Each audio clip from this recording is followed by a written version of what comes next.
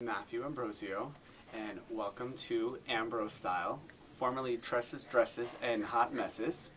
And I'm really excited to be here today. I'm new to the camera, so please excuse me if... Please. Okay, you are a natural. Please. I have seen you everywhere. The camera loves me, and I absolutely love the camera, and now I'm blushing. Okay. Who am I? You have to introduce me.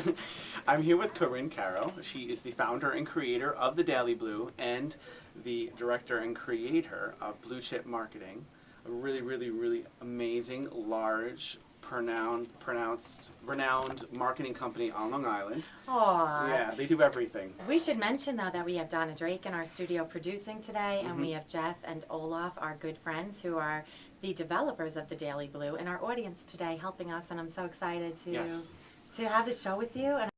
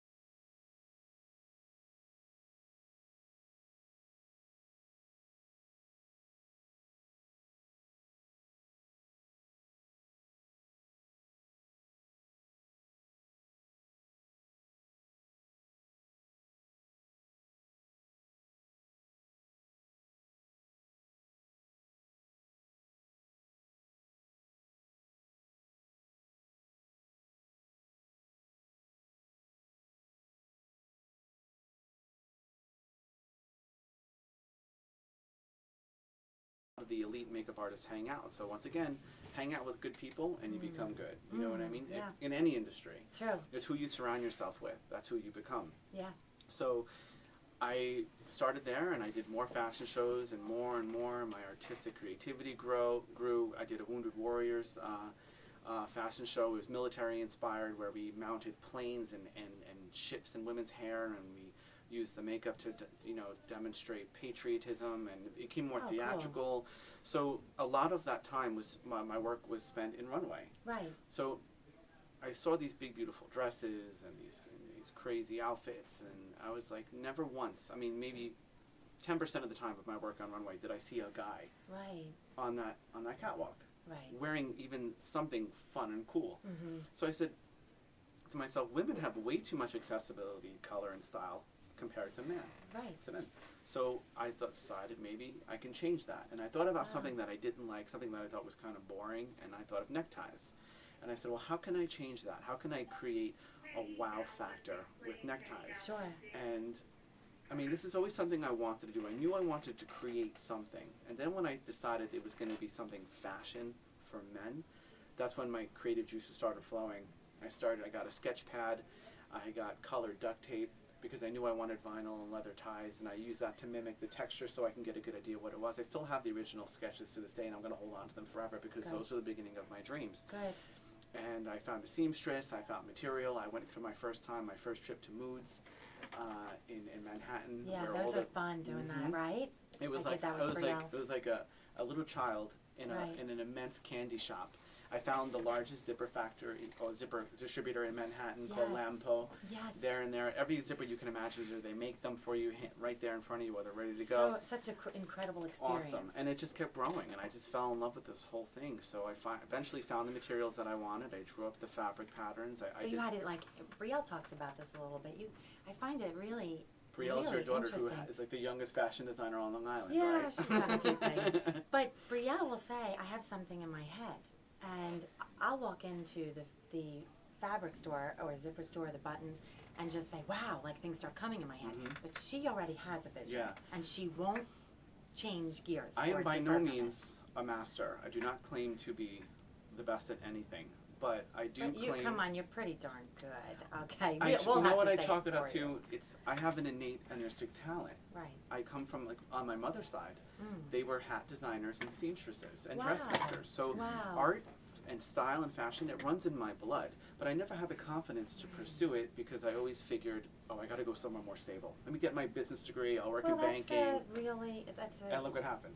Well, yeah, there was something calling you. But Coco Chanel started designing hats, so that's pretty interesting. Right.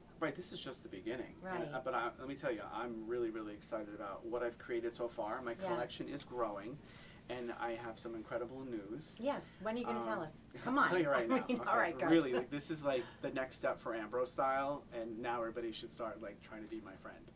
Oh, really? Well, what's going on is the rental business for fashion has become huge. I mean, Rent the Runway. Yeah. Right? You rent a couture designer gown that's probably worth $5,000 to $10,000, less or more, depending on what you're looking for. You wear it and you return it, no questions asked. You didn't spend all that money. You got what you wanted for your money, and you're done. How genius. Yeah. But you know what? Men have been doing it before women. Think about it. Weddings, proms. Oh, yeah, rent sure, a tux, right. Tuxedo, right? sure. Shoes Right? even. I can't believe it. Right. So women weren't the first to do this, but they were the first to capitalize on it on a bigger scale. So, for example, like you have Rent the Runway. I mean, there's just Fashionista. There's just so many different websites you can rent accessories for women. Right. But men are now renting ties. Wow. Really interesting. It's I really love interesting. It. Really, really I love interesting. this idea. What? Awesome. It's because of the Olaf economy. and Jeff, do you want to rent a tie? It's a product of the economy. So I think it's Yeah. great because it shows resiliency in the world of business. Okay, you can't afford to buy a $90 silk tie, so why not just rent it for $10 a month? Right. Genius. Right. So I did my research. I have been working with some retailers, online retailers, and one such retailer is called Tie Society. Okay? I like that. Very cool. And they're gonna it's really all about the society. It's about the world of fashion, and it's about a community. So what happens is you rent 1 to 4 ties a month, and ranges from $10 to $50 a month, depending on the level of your subscription. You get your ties in the mail that are handpicked for you by their personal stylist, and you get in the mail. You wear it for as long as you want, and you return it. I've been referring to it as the Netflix for ties. It's genius. It's genius. You get 5 ties. If he must say so himself. I think it wasn't my idea. It was really? It was again, having great people around. Exactly, and working together, and it's a small business too, but they're still huge. They had a write-up in Men's Fitness. Now that's big. You know, I mean, that's a big deal, and that's how I found them actually. Very cool. So we are now working together. Okay, how can we on find 2 projects. www.tiesociety.com. Okay. Are you going to offer it on your website also with a link maybe? Well, what's happening is they're interested in my collection and have decided to retail my ties. Oh my That's God. the big news. Awesome. Yes. All right. Very excited. So yes, we are happy, folks. And we're friends with Matthew Ambrosio, the next rising star in the men's fashion industry. Yes. How do you keep up though with all the projects that you have going on? I mean, you're a makeup artist, you're designing, you're clothing women. Published writer. You're a published writer. You're teaching. How do Yeah. you keep up with that demanding and all these balls in the air? Well, you have to love what you do. I absolutely do love what I do. I love everything that I do. Unfortunately, it doesn't always pay off as much as you would love it to. So you have to keep trucking, you have to keep going. You can't let your dreams be crushed because you can't It's a do hard certain things. industry. It is. It's very hard. But when It's you're very hard. following your heart, I think The hardest part is you know. managing a day life and Right. the business life on the side. Like a lot of people see me all over the place. You have no idea where I am. I'm all Right. over the place. I'm doing whatever I have to do to make my goals and my dreams come true. Right. So it helps because, for example, when I got this email from Tie Society telling me that they were interested, in quotes they said, "We are big fans of your collection." That's so cool. And I was, That is I got emotional. I think, wow, finally it's being confirmed. I'm doing the right thing. right. And You certainly are. yeah, and I mean, when I started writing, I have about already, for this 1 year, I have 8 published writings, 2 in Long Island Pulse. That's and, awesome. And several others. So that's an honor in itself as well, to be a Sure. published writer in the world of beauty, and to be an expert, and to be able to share my knowledge with those people as well. I started out blogging. I wasn't paid. Right. I started out with this little dinky blog, or these online print magazine that probably about 20 people read, but it didn't matter. The content was there, my talent was shown, and that's exactly how my work got Well, I think advertised. this is a true testament of how people should follow their dreams and keep going. Obviously, it can be sometimes a low and slow road, It but is, when you yeah. are following your heart, I think you create a happiness within yourself. And Well, I'm constantly getting feedback from people telling me thanking me for showing them that it is possible to have a career in an industry that they're afraid to enter. For example, a lot of people said that. At the Right. IMATS, when we spoke, Right. many women came up Right. and said that. I'm sorry. to not interrupt not just and I was going to mention the IMAX, Right. not just in New York City, but when I was in London you. Right. and I was teaching, I was sort of a role model for these people, and I never intended it to be that. I never wanted to say, this is who I am, be like me kind of thing. I was just, this is what I want to do, this is why I'm here, and this is what I'm going to do.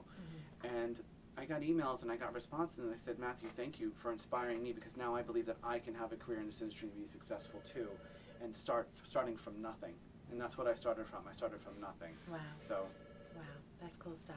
Mhm. So, you were going to talk a little bit about the history Right. of Fashion Week. Right, and- as part of Amber Style, I want to do a special segment every once in a while called Historically Beautiful, because there's so much more to beauty than product recommendations and trends and smoky eyes and things like that. There's a whole history. And being that it's Fashion Week officially in Manhattan, I have decided to talk a little bit about the history of Fashion Week. Right, right. So, what is it? Tell us. Well, where did it start? Well, and how long ago? Well, it all had to do with Paris. Okay, that's where Of the course. epicenter of fashion is Paris, right? Yes.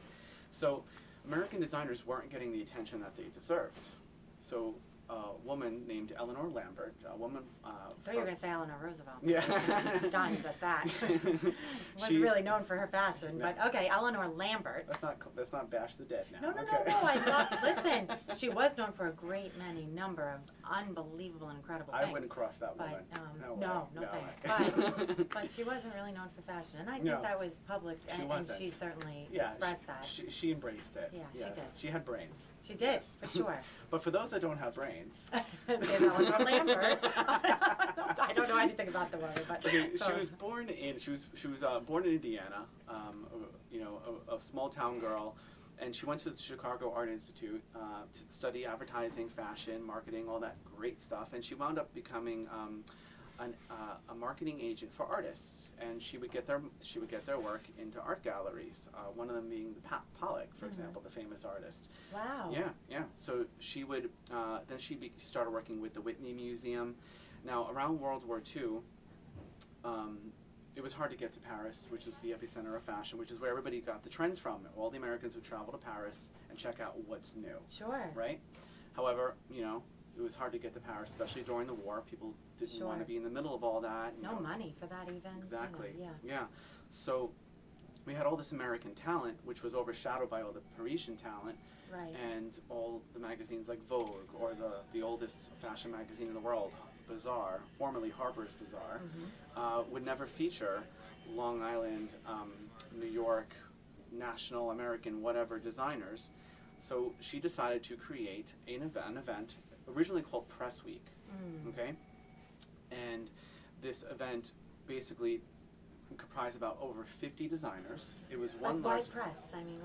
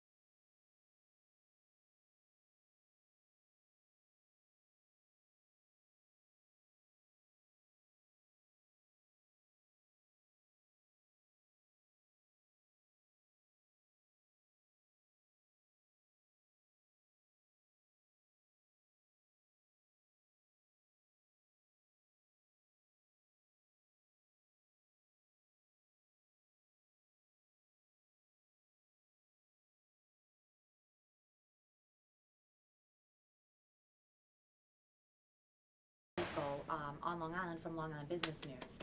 And although she's very young, it's only an award that's above the age of 40. She is closer to 40 than she is 50. Very young and beautiful woman, but she did receive that award and we're really proud of her. That celebration will be on September 19th for Long Island Business News at the Crest Hollow Country Club. Excellent. So we should support her and I know these her wonderful personally products. as well, and she embodies professionalism, creativity, and she is one hell of a businesswoman. But kindness too. Oh, she yes, really fair, cares. very fair. She really cares about the community. She does, and her people. clients. Yeah, Absolutely. you can see that. Mhm. So it was really nice to be here on your show today. I know you have so much more to talk about, but I guess we'll be saving that for every Tuesday at 11:30-ish, because beauty takes time, with Ambrose Style. That's the Yes. name of your show. Yes. So welcome to the Daily Blue, Matthew. It's so good to have you here. Thank you. You want to close out and say goodbye to everyone? Goodbye, everyone. Thank you very much for everything, and I will see you soon.